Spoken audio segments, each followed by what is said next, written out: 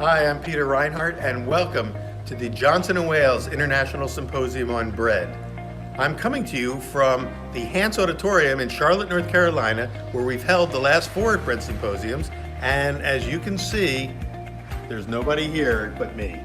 And this is where we usually have it. The seats are all empty because this year, thanks to you, the symposium will be presented online, virtually, in our new presentation hall, which is where I will join you in just a minute.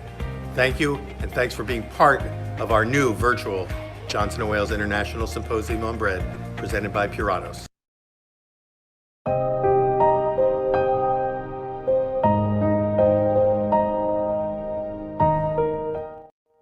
Welcome again. Throughout the entire symposium, I'll be thanking our generous sponsors over and over again, and ask that you do as well by visiting their booths and pavilions in the exhibitor hall.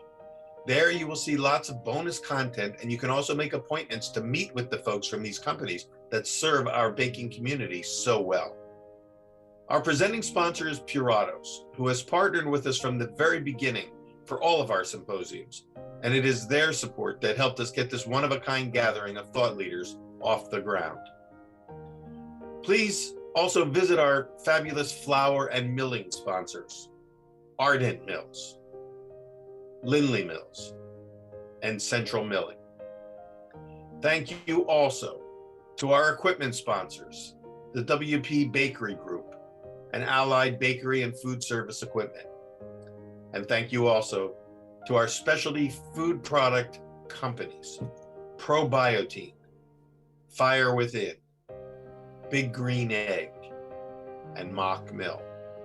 Please check out all of their booths to learn about their wonderful and unique products. And also thanks to our media sponsors, Cook's Country, The Local Palate, the James Beard Foundation, and the Bread Bakers Guild of America. You'll be hearing more about all of them throughout the entire series of presentations. So again, thank you to all our sponsors. At the end of today's presentation, you will also see our credit scroll, thanking all of the people behind the scenes who made this event possible, including our production and technical partner, Ganoid Communications, our creative team at Gumbo Marketing, and the many folks at Johnson & Wales University, our hosts for this, our 4th annual gathering. So stick around if you will. But now it's time to get things rolling with today's presentation, so let's go live. And once again, welcome to the Johnson & Wales International Symposium on Bread, presented by Puratos.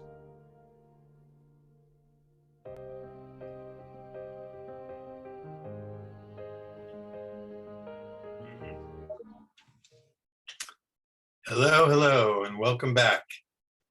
I'm Peter Reinhardt, and I wish I could see all of you out there. Right now we're in our webinar, so you can see me, but I can't see you.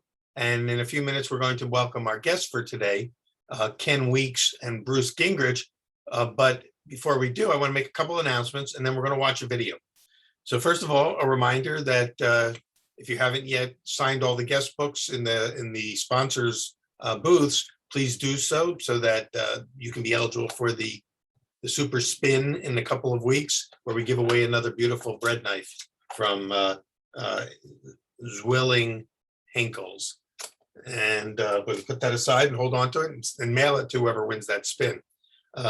Also a reminder that next week, we've switched the schedules around a little bit. So next Monday is Focaccia Gardens, pardon me, with Terry Culetto. Terry Culetto is one of the sort of leading internet stars of the Focaccia Garden movement. And she's going to show us how to make them. So Monday will be demo day, and next Wednesday will be our conversation with Nancy Silverton. So please, join us for both of those. Nancy will be talking about her own insights and sharing her story and her vision for the future of bread with us next Wednesday. And of course, more and more presentations following that to come. That's about all I've got for announcements. So let me go ahead and just turn this over to our team here. We're going to show a video made by Patricia Kennedy and Ken Weeks to introduce today's topic, which is the future of bread technology, and especially in the area of rounding and dividing. So Gurmit or Ajita, go ahead and roll the video. Hello, my name is Patricia Kennedy, and I am the President and CEO of WP Bakery Group USA. We are so proud and honored to be a part of this year's Bread Symposium. And thank you to Peter Reinhardt for all of his efforts, along with the team, to make this happen for our industry. Today, we would like to share with you some of our innovations within one of our brands, WP Kemper. Kemper is one of the 5 leading brands under the WP umbrella, and all of these brands are well over 100 years and have been strong leaders in the baking industry with technological advances and developments that are staples today in every bakery. Innovation is the highest value in our group, and today you will learn about our developments in low-stress roll dividing. So when it comes to roll production, using a longer fermentation process, and while still getting accurate scaling, presents quite a challenge. Dividers for rolls in the past have been very mechanical, using a lot of force that damaged the dough greatly. Many machine companies have gone toward hydraulics and other means to get away from the abuse to the dough. At WP Kemper, we have gone another direction. For many years successfully, we have been using servo motors. And servo motors within our design provides the ability to bring the solution for gentle handling and accurate scaling for each piece at very high speeds. We also have addressed the critical aspect of sanitation by making all areas of the divider accessible for ease and time needed for thorough cleaning. Presenting these new developments, as well as long-standing developments for you today, is Ken Weeks, our international sales manager and product manager who specializes in rolls at our factory WP Kemper. Ken has been with Kemper for over 30 years now and brings tremendous experience to the table when it comes to anything to do with roll production and donut production. So now I am so pleased to introduce you to my colleague, Ken Weeks. So, thank you, Patricia. The title for today's presentation is Dividing Equipment for the Future. And we have a very good example of future equipment in today's world. Dividing equipment in the past, especially on roll lines, has always been a very mechanical type of system. Previously, it was just mechanical force dividing a dough piece and then round molding it.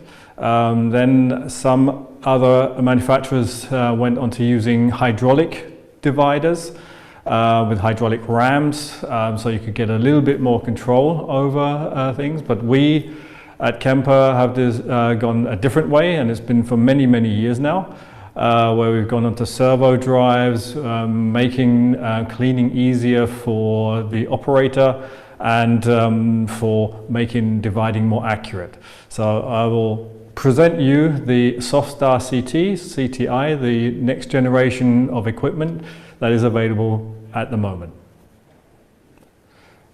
This is the basic machine, the Softstar Ct. There are 2 versions that we have, CT and CTI. The CT version is the state-of-the-art equipment for standard equipment up to 50 strokes, and the CTI is a divider rounder that goes up to 60 strokes per hour. This is 2 base machines that we use for the start of a roll line, so dividing and rounding molders. You can see here some of the points that we, bullet points that we've had where we feel that these are most important. This is what we actually looked for when we were designing the equipment. So user-friendly, hygienic, powerful, strong machine, definitely must be robust. Precise dividing and rounding, and a very gentle action to the dough. We need to have a very gentle action for the dough so that we can be as accurate as possible, but keep the dough structure, keep the structure of the softer doughs, but also be able to use stiffer doughs on the system. The weight accuracy that we have on the machine is plus minus 1 gram. This we have by having a very, very accurate way of measuring the dough. It's a volumetric divider, so we have pistons in there. We have a main ram where we control the force that's going forward, but also we have then real time, because there's a servo that we're using there, we have real time information on the ram showing us how much force is in there, so we can actually stop it going forwards. You can see on here the measuring drum. This is a very open system, which is also goes through the whole design, clean tech machines, which is what CT stands for. The clean tech is then so that we can then, the more easy it is for an operator to get in and clean equipment, the more likely it's to be done. So you can see it on here, it's a very open system that we can get in to see and clean the whole system. The part of the system that we've taken from the old lines is what we call the mouthpiece. This is the heart of the dividing. This is the reason why we use less flour through the system, but also can get softer doughs through there. You can see this is the dividing chamber from the top, where you see then a knife edge. This is to prevent resistance when the main ram is pushing the dough into the pistons. This has a multitude of advantages. Firstly, because there's less pressing area, it means that the dough is not compressed so much, because it's a volumetric divider. If you have an area that's compressed a lot and not compressed so much, you have uneven weights. So you have uneven consistency in the dough and you have uneven weights. We have minimized this to an absolute minimum, and this is why we can have less pressure on the dough, less compact pieces, or less compact consistency in the dough, and it's a completely consistent system on there. Also, when compressing, moisture comes to the surface of the dough, and this is why we avoid that. So we have less moisture coming to the surface of the dough, and when round molding, we use then less flour on the whole system. The powerful design, which I was talking to before, this is then basically the main ram. It's a servo-driven ram where we have a lot of power that we can use, but we use it in an intelligent way. So as I say, we have the feedback from the ram. We get the amperage from the ram in real time, so we know how much dough is in front of that ram at any time. If there's too much dough in front of it, the ram will stop and then retract, go back, and then wait until the next set of pistons is there, and then push the dough in. It's an intelligent system, not like a hydraulic system, which will just keep going backwards and forwards in a different amount of power. This system will go back, stop, and then continue or move back, so you don't compress the dough too much. As I say, the gentle dough handling, the mouthpiece, you can see here, you've got great access to the main ram as well. And all of the gentle handling goes from the mouthpiece, so that knife edge, and also the main ram pushing forward gently, so we can adjust. We've got a lot of positions that we can play with here. And this is all done and stored in the system, so our master baker comes along, sets it all up with you. You have a master baker in your house that has the knowledge basically, And this knowledge can then be transferred to the operator. The operator then does not need to do anything. It's all stored in the program. So each dough, each product that you do, it's all set up completely individually. And then the operator, all he needs to do is then press in the button and start working. This is the molding area. This is a unique system on the drum. We decided with the CTI we have a 60-stroke machine, which means that it's 20% faster. So what we had to look at was, if you have 20% faster machine with the same size molding drum, you have 20% less molding time. So we've increased the drum also by 20%, which is in both machines, which means you have more time for round molding, even if the machine is running at the maximum of 60 strokes. You have then the advantage that the machine that runs at 50 strokes has another 20% more time to round mold. The more time you have, the better it is for the mold that you have. You can be more gentle and you can get a more easily rounded, perfect mold on the system. The molding drum, the in molding drum speed is adjustable, so you can adjust the speed of the round molding cycle. On the CTI version, you can also adjust the excenter, which means that you can have small round molding revolutions or large round molding revolutions depending on the size of product that you're using. That's on the CTI version. So intelligent design, we've actually separated the operating area from the maintenance area. So all of the motors are on one side of the machine, and motors, drives, frequency inverters, and everything that the operator requires is on the other side of the machine. And this is separated by a stainless steel wall. So the operator cannot get onto the side for the maintenance, and the maintenance people do not get in the way of any of the operating side. It's a nice clean cut, which means that the intelligent design separates the two areas inside the machine itself. The Softstar CTI, because it's a more industrial machine, it's designed to run at 60 strokes, comes with a stainless steel frame, also comes with a stainless steel chamber. The stainless steel chamber, dough chamber, means that it lasts longer in an industrial environment. The clean tech design, as I say, goes through the whole machine. We have sections on the machines that can be pulled out. There's a cleaning station or a cleaning phase that the operator just presses. The machine moves into the cleaning mode, and then parts can be removed without any tools very easily on the machine. This is all to do with the clean tech design, which is what designs for the future type machines will have.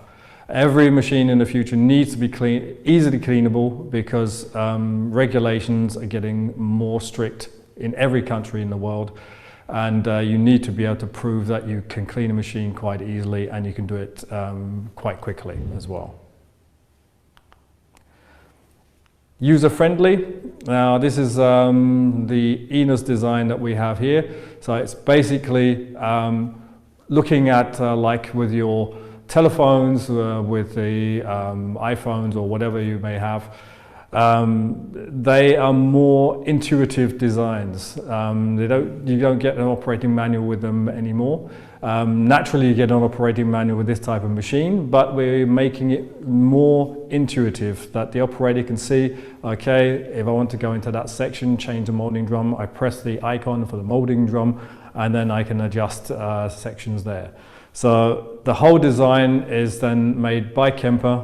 It's made specifically for this machine and is updated throughout the life of the machine span. But everything is done to make sure that the machine itself is very, very easy to use, can communicate very easily within the system and maybe to an external system. And there's a Kemper key that we have, where previously people had passwords. If a password got given to somebody in the bakery, then everybody in the bakery would have it. With a key system, it's a magnetic coded key. If the shift manager needs to give this to an operator to change something, he gets the key back so that the operator cannot change anything without having that type of key system further. It's also logged, so you can get that done as the data, who's been on the machine, what they've been doing, what production they've been doing, and if anything has been changed. So a completely intelligent system that's been designed for use now. So in general, what do you get out of this type of technology? Well, yeah, say with a servo drive, you can produce all types of doughs, so from very soft doughs with an absorption of around about 70% up to really, really stiff doughs, pretzel doughs type of doughs, which is around about 48 to 50% absorption. So we have the power in the machine to do a wide range of products, but also the intelligence and the gentleness to individually adapt the machine to that type of product. Yeah, with the mouthpiece, I was saying, we got less moisture going through the line, so you use less flour going through the line. This has been especially a huge advantage that we've had on the donut lines that we've had. We're using less flour going through the line, but on any type of roll line, it's a big advantage to use less flour going through. And yeah, with the reproduction that we have on this line, because you have then individual products that the operator just selects, it means everything can be reproduced by any operator that uses the machine, and can be adapted for small things like additional molding, additional flour. The operator can do that, but everything is totally reproducible throughout the whole thing. Also, yeah, the easy handling that we have on the type of system, as I say, reproducible, cleanable. The whole machine is made with a macro-alone door, so you can actually see inside the machine whilst it's running. We find it very, very important to keep this machine as open as possible while still being safe, so that the operator has something to do, sees everything that's going on, has an interest in what's going on, and if anything should happen, they can see it immediately and rectify immediately. So this is then the example, the advantage of this type of machine, and it's what all machines in the future will have. So now we will show you a video of the Softstar Ct in action. You can actually see the good round molding, the weight accuracy that we have on this machine, and it's better to see it live and running, so we'll show you a video of it now. Now we're at the Softstar CTI. We see it starts off with the dough being placed into the pre-portioning hopper, around about 240 kilos capacity there. You can do it with a bowl tipper or with a belt system. The main ram is servo-driven. On the servo, we can measure the resistance real time. So if there's too much dough in the chamber, then the ram will stop, not putting too much pressure on the dough. We also have a mouthpiece, what we call in there, so it's a knife edge in between the pistons. So we have less resistance, and the doughs are compressed less, which gives you the same consistency in the dough. On the drums here, you can see it turns every 2 revolutions, because we have a multi-measuring drum, so we have 2 sizes of piston in there. The dough piece is pinched between the roller and the belt and pulled out of the piston to make sure that it releases easily. This intermediate belt then passes the dough onto the molding drum. You can see the flour duster on the top here. It dusts onto a flat surface so that you have sufficient flour going into the molding drum without any waste. We've turned it around 180 degrees, as I said, and the discharge is along here.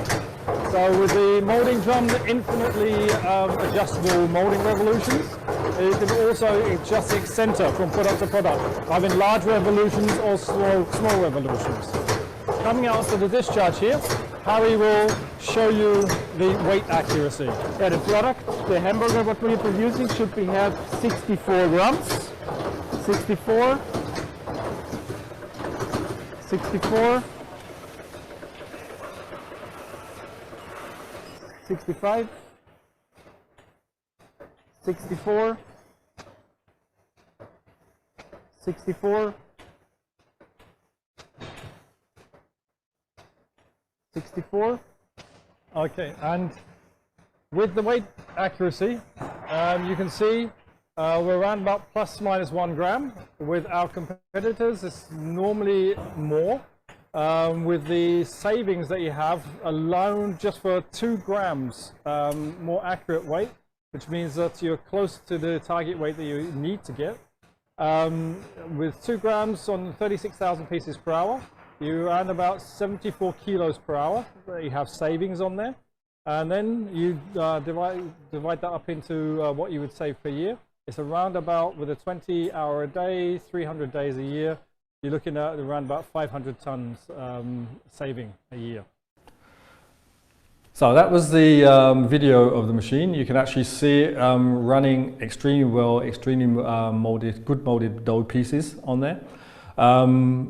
In addition to that, we can also do dough pieces with inclusions. We have some machines running in Holland, for example, with 100% raisins.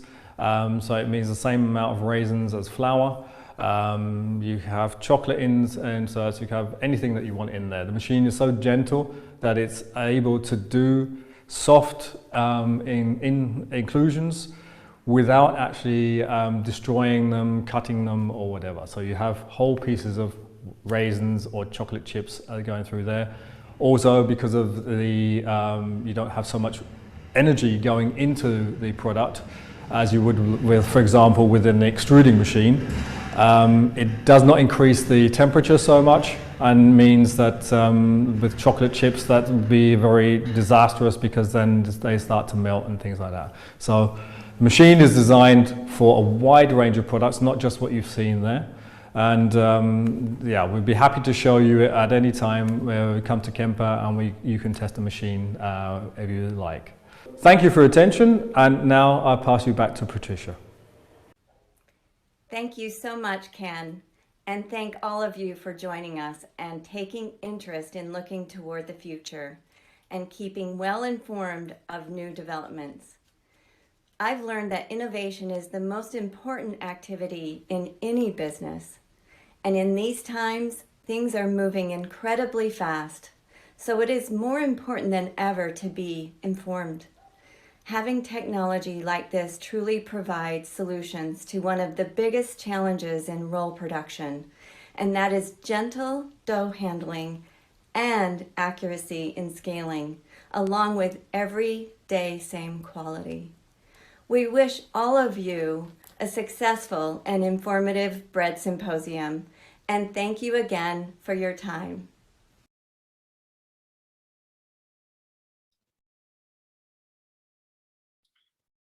Okay, so we are back now live, and Ken and Bruce, feel free to go ahead and unmute your audio and your cameras. There's your Ken, thanks, and Bruce. Right. And we'll introduce you, to our viewers. Ken Weeks is coming to us from Germany. You told me you were in between which two cities? Between Hanover and Düsseldorf. So it's in the north of Germany.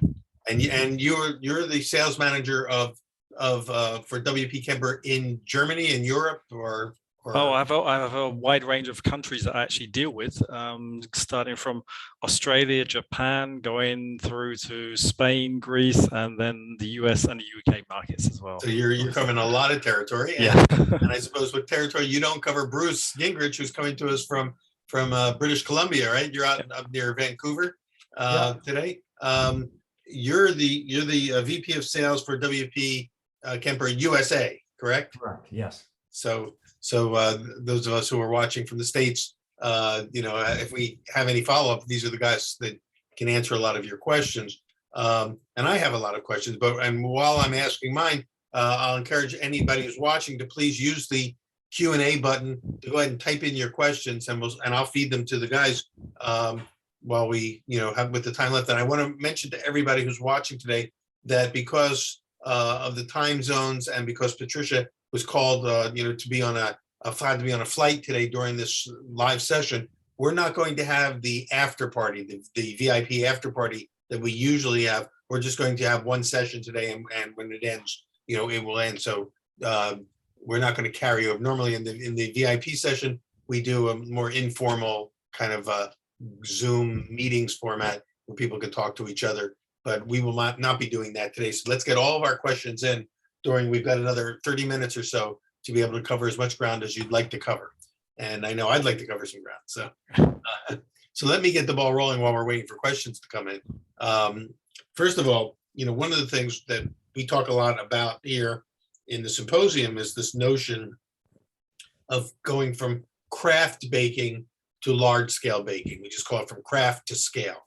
And clearly today, the equipment we're seeing is the scale side of that equation. And I can tell, from the thought that went into the development of that tool, is that the whole point was to try to preserve as much of the craft while producing enough bread to feed the world. And that's really that's the goal. That's the challenge. A lot of our viewers are craft bakers, currently craft bakers, not large scale production bakers. We have another segment of our viewership are people in the industry who are working on large scale work with equipment of this kind of scale.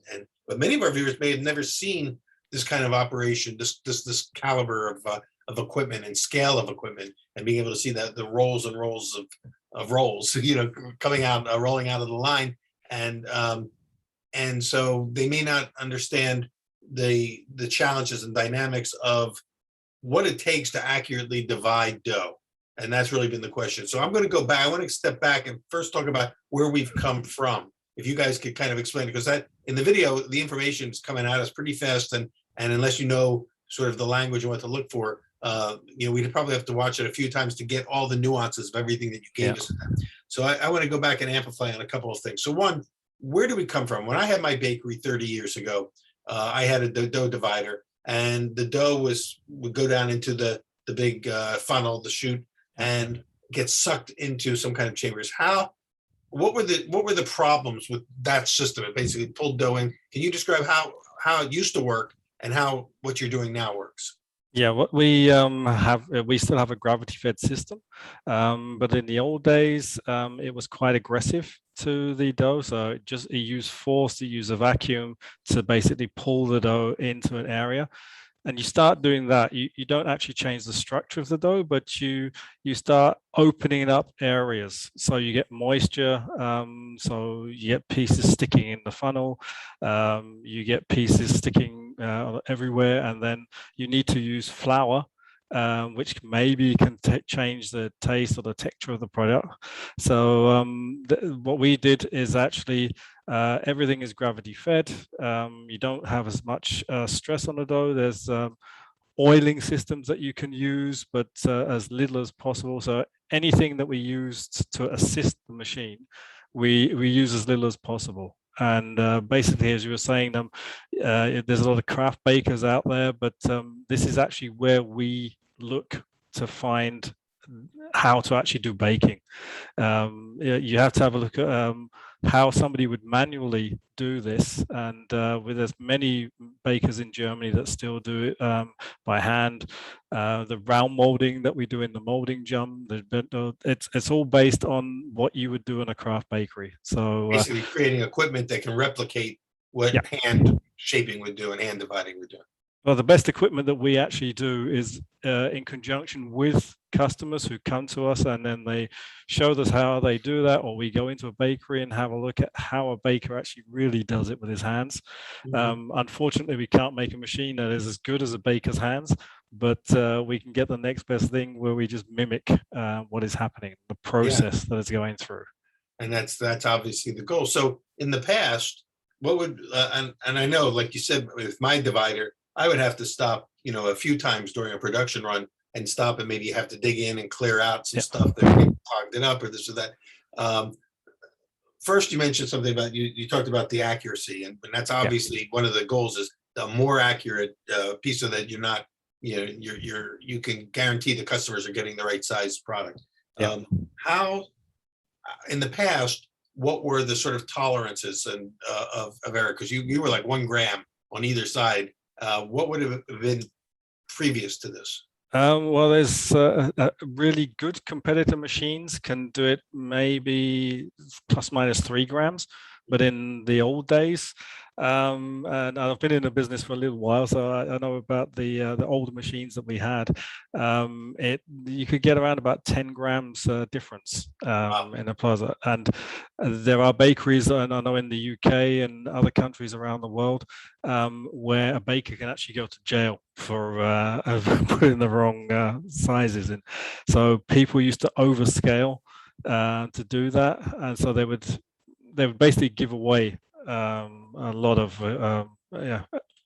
dough. Yeah, Basically. cost them the money. Yeah, yeah, just to make sure that they weren't underweighing the dough. Exactly.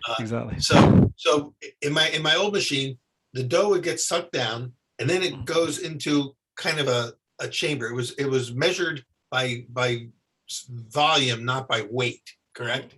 Yeah. And it's still that way. In this new machine, it's not weighing the pieces of dough. It's creating a space that is more accurate to the weight you're looking for, right? Yeah. It's basically a volume of dough that you're measuring, because you have, like on a bread divider, you may have a single chamber or double chamber of up to 4 chambers. On this machine, you have up to 10 chambers. So if you were to weigh it, you'd have to have about 10 check weighers on there, which would nobody would pay for that type of machine. So it's an easy way of doing it is a volume, the certain volume of dough is representing a certain weight. And as long as everything basically remains the same, you will always have the same weight with that volume of dough.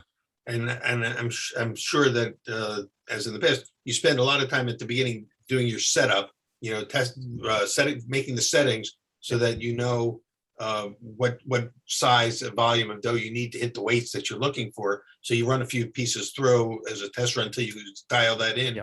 Yeah. But one thing that you have now that we didn't have is great computer technology, chips and things like that. So these being much smarter machines, I'm assuming that if we're making rolls like that once a week, but we have a system in place, we can dial in all those settings and put them into the machine so that each time we don't have to kind of start from scratch. Yeah, normally you find in any bakery, it's hard to find really good bakers. So yeah, what we've done is say, okay, in a larger bakery, it's even more difficult to find a good baker. So you may have 1 or 2 that really, really know what they're doing, and they know a lot about the product that they want to make. All of their knowledge has to be placed inside the machine, so that when an operator gets there, he just has to start the machine, maybe does a few changes with the amount of flour that's being done or whatever, but it's the knowledge of the person who is maybe not there on that shift, or the one who's got the best knowledge of the machine, of the product. That all has to go in the machine, and the machine has to replicate that. So that can all be preset, so to speak. Yeah. There's things we're working on as well, where once we have the right consistency, once we have the right weight, the right dough, that the machine will automatically adjust itself. So in the future, there's the machines will become more intelligent. You will still need a person to say, this is what I want. You still need a good baker to actually show the machine what it needs to do, and then it can replicate. The operator is then there to have a look and make sure that everything is still running okay. Right. But the machine is basically going to be replicating what the 1 or 2 good bakers want out of the product. So I was intrigued by that notion that the machine can actually make an adjustment. I think you made a note here. Number one, of course, we can now see inside the machine. So the way you've designed it, so that there can be oversight. But if the machine senses that the dough is either too much or too little going into the chamber, for some reason it didn't suck in the right amount of dough, how does it make that adjustment, and how does it know not to push that piece through, but to wait for the next cycle to pull more dough in? Or because we use a servo drive. A servo drive is an intelligent motor, so we get a lot of feedback from that, and it's basically the amperage that is going into that motor. When it reaches a certain level, then we know, okay, there's too much resistance. The only reason that there's too much resistance is because there's too much dough in front of the ram. And on a servo drive, you can actually just stop the movement. So with a hydraulic system, you have a finish point and a start point, and you just keep going backwards and forwards. On a servo drive, you can actually just say, right, too much resistance, stop. It waits until it rotates again, and the next pistons are there, and then carries on pushing. So you can program the machine basically to say, this is too much stress for my product, stop, and carry on when the next ones are there. So if there is too much dough, I can understand if there's not enough dough, you can always put more in. How do you take dough out, or does it just reject that piece and pull in a new piece? No, it just stops, so it doesn't move it forward. The way it fills the pistons is the ram moves forward, and the pistons then accept the dough, and so they move back automatically. If it realizes there's too much resistance there, then it just allows the pistons to revolve. So they're filled already, and then the next one, then it starts moving again. So that's if there's too much dough. If there's too little dough, we actually have an electric eye looking down into the chamber, and we have star cutters on the top, and they automatically cut dough and it drops on the top. So you always have roughly the same level, and the ram would only compress the dough maximum of maybe 1.5 times, absolute maximum. So this is all done through the program, and it's getting a lot more intelligent. It's getting a lot easier. When I started in the business, the computer controls weren't really good for a bakery. They would just, the bakery was just a harsh environment for computer controls.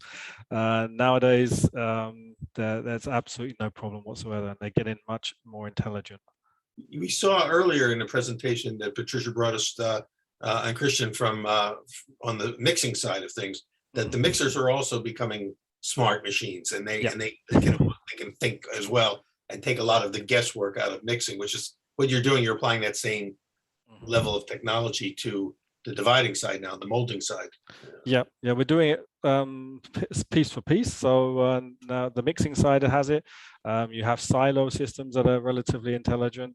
The dividing side, and then you go on to proofing, and then either frying or baking. And then when it all gets to a certain level of intelligence, then they will all be communicating with each other. So if the silo then says the flour is a little too warm for this time of year, then you can maybe adjust the recipe a little bit, add in a little bit more water, a little bit less water, but you always have exactly the same type of consistency in the dough. And then the mixer will then adjust to that, and then the divider will also adjust to it. So we're a way off from that at the moment, and say we will always need good bakers, but we have to then replicate, because there's not enough good bakers in the world. But you guys are always having to think in terms of, 5 years down the road, where are we going? What are the potentials that we still haven't tapped into as technology expands and our knowledge of how to use it expands? Is this machine that we saw in your presentation today currently available and in operation in bakeries around the world? Oh yeah, we have it in many bakeries around the world. We've sold it hundreds of times. This is the position that we have at the moment. It's about the 4th generation of divider rounder that we've made. But that's been on the market now for at least 5-6 years. Okay. We're working on further developments of that with intelligent machines, etc., etc. But as I say, there are certain areas that we've taken from the original machine, and these are more mechanical areas, where we're talking about the mouthpiece, where the knife edge, where you have less resistance with the dough being placed into the hopper or into the pistons. This was done on the machine in the 70s. And we've had very good results with it because it's a volumetric system. Yeah. If you have a flat surface, then you'll have one area that's slightly more compact and another area that's lighter. And this together then makes it more inaccurate.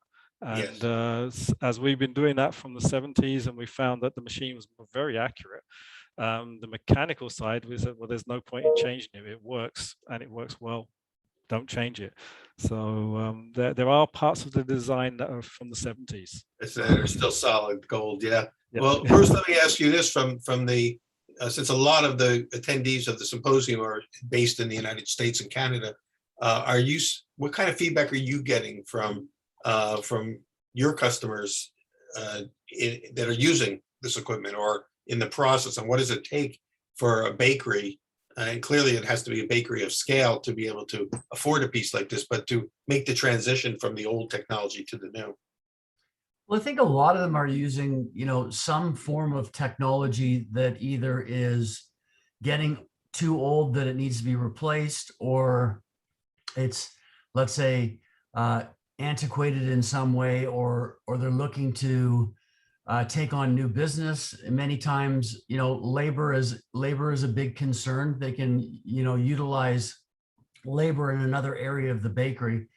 We just did an install of not the Softstar, but a stress-free divider through Kemper in California.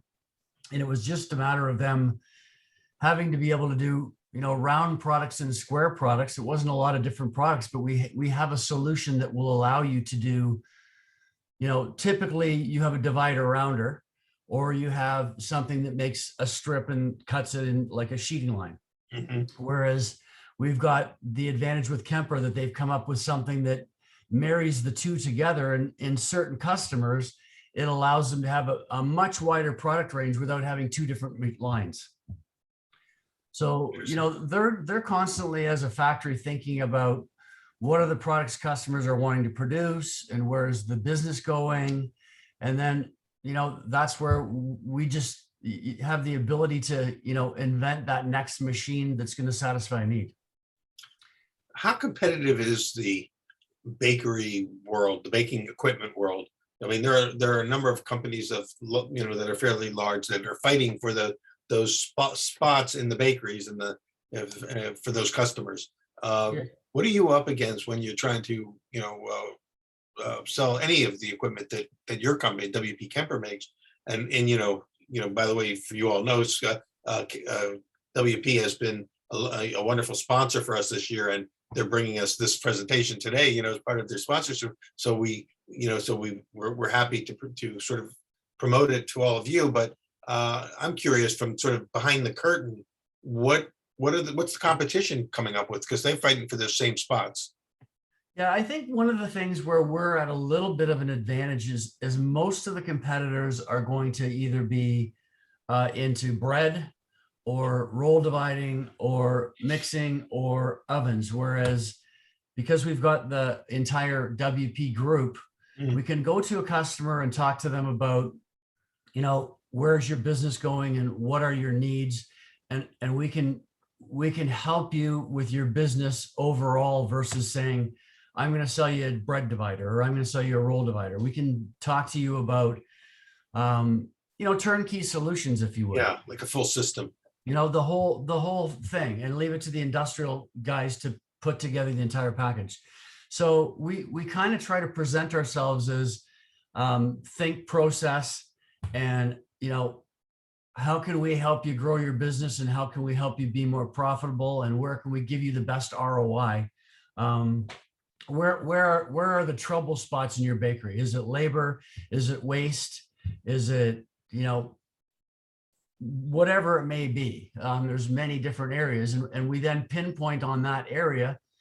And I think we've got a little bit of an advantage because we've got, technical specialists, Ken, and then there's somebody like Ken at each of the other factories that are really, if I gather information, that's my job, to understand the product and the process and what you're doing today and where do you want to go.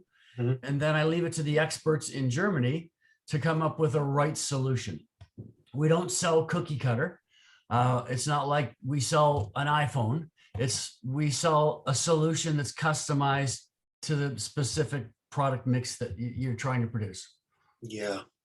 And I know that, that the company really does pride itself on trying to stay ahead of the curve, and to differentiate the products that you make from other companies, from the competitors, and every company is trying to do that as well. But, your reputation for fine engineering goes back generations. So, I know that you have that to pull in. And I think from the first time I met Patricia, which was like 30, when I started my bakery 30 years ago,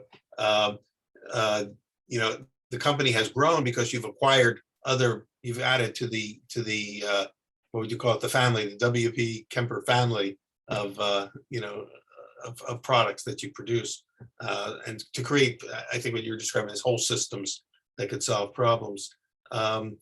So as people, it's just, if we could step back from sort of just the specific thing on this mixer, this piece of equipment, which I have one more question maybe before I do step back that I want to ask you, which is how durable is a piece of equipment like that? I mean, there's so much precision in it. How long can it perform at a high level before it either wears out or requires some sort of major servicing? I can answer that. As the machines that we actually make on that level, they're running 24 hours a day, 6 days a week. You have to clean, you have to maintain naturally, but we have machines that are a good 20 years old and still running. So it all depends on the level of maintenance that you do, and cleaning is also very, very important to such a piece of equipment. But as long as you look after it, and you have the service, it can last as long as the bakery. So It's, you know, for people who have never been inside a large, you know, production bakery, it's the first time you go into a place like that, it can be very overwhelming because you find production lines, like 10,000 square feet of production lines, you know, all throughout the building, working relentlessly, like you say, 24 hours a day sometimes. And you wonder, do they ever turn them off? When do they have time to like dust them out and clean them and maintain them? And most operations will have, you know, preventative maintenance days for stuff like that. But the first thought I always had going in, and I'm not an engineer, and engineering kind of like overwhelms me, but I keep thinking, how long can they keep up this pace before something goes wrong? You know, and that's, I think, and it's not as beautifully clean as those, you know, videos where, you know, when you go into a bakery where they've been baking for years and years and years and there's flour dust everywhere, it's not the same thing as a sterile, you know, environment that we would like it to be. Yeah, but I mean, in a bakery, whatever machine you buy, machines are mechanical, machines are electronic, they will break down at some point, and it's just a matter of how easy is it to correct them, how easy it to change parts in them, and we design the machine so it's very, very easy to change things, and so that's why it should be as durable as it is and carry on. Well, that's and that's part two. I mean, you're all over the world, but so are the bakeries. So what happened? How does somebody, a baker in, you know, some far out region, whether it's in Europe, Asia, or the USA, how do they get servicing? Are there reps from the company that are trained, or do you train sort of the repair side engineers out there and certify them? Yeah, it depends on the type of equipment. Like on mixers, they're relatively simple. So that we always have either our own company or an agent there. You have to have somebody local. So they normally have their own service people. On smaller bakeries, then that's fine. We can do that with the smaller equipment because we serve not just the large industrial, but also craft bakeries. So that's great on that type of level. On the larger bakeries, then they normally have their own service people as well. So we go in when we install the machine, we train them on maintenance and anything that can sort of go wrong on it. But also with the larger equipment, there's a modem attached to it as well. So we have access to the machine when they allow us. Oh. And we can get in there. So that's certainly something that I didn't have when I had my bakery. I wish. Yeah, well, it does actually help. Yeah, especially in the Corona times, we've had guys actually with cameras on, webcams going around on the machines. We've been helping them doing it that way, and that's another thing that we're actually doing on the machines. Even for the smallest machine, you get some sort of digital, operating manual, service manual, and then you can have a link with our service guys directly in Germany. I can almost envision, you know, like from 4,000 miles away, somebody whispering in your ear saying, Yeah. "Turn the screw 60 degrees to the right," you know? Exactly what we've been doing. That's amazing. Okay, so I want to go back to this other question, which was this, sort of step back, look at the big picture. Where do you see it all going now? This whole, focus of our symposium is the future of bread. You've taken us into sort of the future that's come into the present moment. What's left? What other frontiers are left for us to conquer in terms of being able to go from craft to scale? And also mentioning that you did say you also provide and make equipment for the craft side of the industry, not just the big, large scale bakeries. So, but where do you see it all going? What's coming up? What should we be thinking about for the next couple of years? I mean, there will always be craft bakeries. I mean, there's always people starting up with a new idea. There's different products that go through. One of the things that we're seeing very, very often now is smaller products, mini bite-sized products. That sort of area is becoming very, very interesting, not just for craft bakeries, but for industrial bakeries as well. The industrial bakeries are very limited on what they can do because you can't be changing a product, doing 20 different products per day. You do maybe maximum of 3 and then you let it run. So the niche markets are always going to be there. And so the machines for smaller bakeries, for craft bakeries, have got to be taking the knowledge again from the baker, but be very, very flexible. So you have a wide range of very soft artisanal products with large open structures. For example, the machines that we have in our test bakery, we have bakers coming from Belgium, from France, and they're all going back towards a very open structure on the baguettes. It's a product you cannot sell in Germany because they say the holes are too big and you can't get your marmalade on there or whatever. But Works it's here, all, but not there. yeah, horses for courses. But that's the sort of area that is going on the industrial bakeries for mini products. Fried products are becoming larger and larger bakeries because of fire hazards, etc. The less fat carcinogens, so more healthy products. We've been working on things with customers for basically less fat in the products. I know in certain countries there are regulations about how much salt you can put in. There's regulations about how much sugar can be put in. And this is probably going to become more transparent for the customer.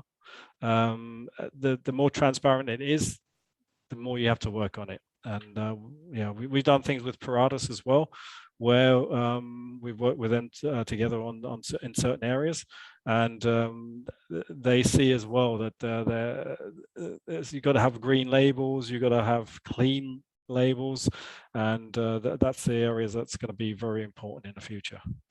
So when you guys work at the big shows, the trade shows where people come looking for the next generation of equipment and things like that, and as you mentioned, the wetter doughs, the high hydration doughs are very hot these days, very popular. It seems like a wet ciabatta like dough. You mentioned 70% is sort of a top end. What kind of equipment then would somebody come to you for to handle a low stress wet sticky dough? That's what Bruce mentioned with the similar to a sheeting line. We have a smaller version of it. So it's a knife cut system. So you want as little pressure on the dough as possible.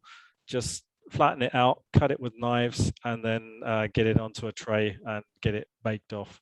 That's the type of thing with lower capacity for smaller size bakeries, or you can go on a fully blown sheeting line for a larger bakery. So we have it for everyone, basically.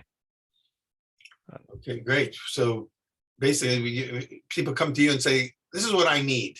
Do you have something that can solve my problem?"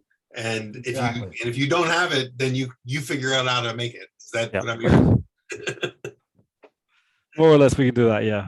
We have a look and see what's on that's basically our job, to have a look at the production, have a look at the product. So that we always start from the product first, and then see what we can have to help the customer do it. Well, thank you guys so much for sharing all this knowledge and and sort of the backstory of and a glimpse into sort of this next level of technology. And for those who are watching, if you have questions, so we're not going to have the after party event today.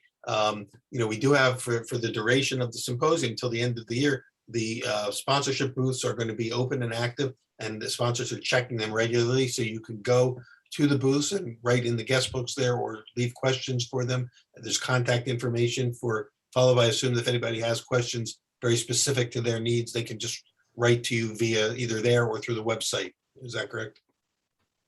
Yeah, very much so. Yeah.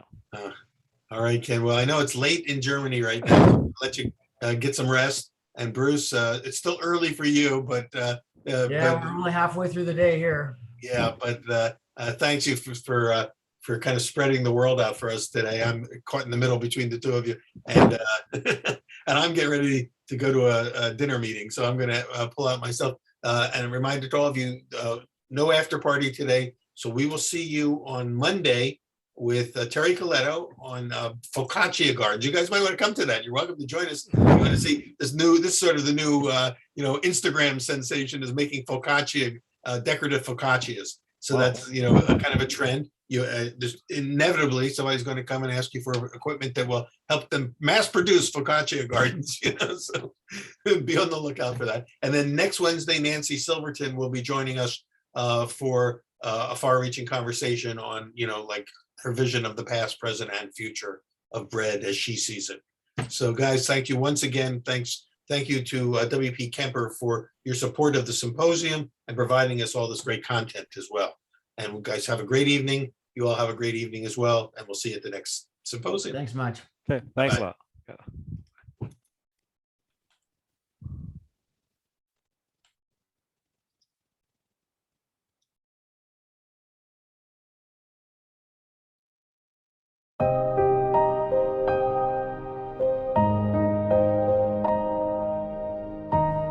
Thank you to our team behind the scenes. Our event, technical and production partners, Ganoid Communications, including our producer, Gurmit Singh, and his team, Jita Gajaria, Gagandeep Singh, and Jaydev Kashari. Thanks also to Ted Nelson and Lael Fretzel of our creative and marketing team at Gumbo Marketing, and the many folks at Johnson & Wales University who supported me throughout this event. My executive assistant, Sarah Standifer, Communications Director, Melinda Law, Chancellor, Mim Rooney, Charlotte Campus President, Cheryl Richards, and our executive team leaders, deans and faculty, Maureen Dumas, Michael Schrader, Michelle Nicholas, Mark Norman, Brent Steyerwalt, Laurie Heimbach, Jerry Lanuza, Amy Felder, Harry Paymiller, Richard Miskovich, and many, many others. Thank you all.